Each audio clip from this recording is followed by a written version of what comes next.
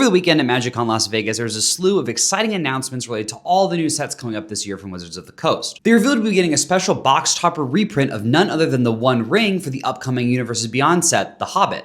This time, however, it would not be the same art, but a new piece of art commissioned by none other than the legendary Magic artist Dan Frazier. For those of you unfamiliar with Dan Frazier's work, you've definitely seen his art before. Bringing in a veteran artist for a card like this seems like a great idea, but the execution has been weird to say the least. At first glance, nothing seems wrong with the illustration, but upon closer inspection, you can see that this is a near perfect match to the original art. Now, with any other artist, you may write this off as simple plagiarism, but this isn't any other artist, this is Dan Frazier. He's a renowned Magic artist who's been in the industry for decades and is probably worthy of a little bit of benefit of the doubt. Now, players noticed that this art looked very similar to the original One Rings art and took to Facebook with their claims. Mark Aronowitz, Dan's agent, chimed in on the Facebook post, defending Dan. He implied that this was due to some meddling from Wizards of the Coast, claiming that he did indeed not have any say in how the art came out in the final version. However, Wizards of the Coast contradicted this in a public statement alongside Dan. In the message, Dan said that it was a mistake, that he felt awful, especially for Marta, the original artist. Dan claimed that while painting the ring, he wanted to match the original art very closely, so he used Marta's ring as a reference and painted over it. Without going into specifics, he claimed that he failed to do so and didn't make it his own. He also reached out to Marta to apologize. Wizards of the Coast defended Dan, claiming that none of this was intentional.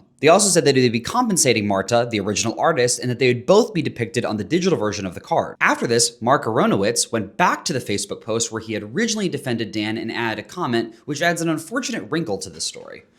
So as far as we know, it was an accident, Dan recognized that, apologized, and the original artist is being compensated, but beyond that, we don't really know anything. I think the story we're being told makes sense. Dan's in his 80s, he probably got a rush job from Wizards of the Coast to get this out in time for The Hobbit. He used the reference, didn't end up changing it too much. Wizards of the Coast just didn't do their due diligence and they all got caught like this. It leads me to ask a lot of questions like, why did he copy it in the first place and how did he let it get this close? How did WotC not catch this? Did they change it after he submitted it and we don't know and they just aren't saying anything and this is classic PR? I'm not really sure.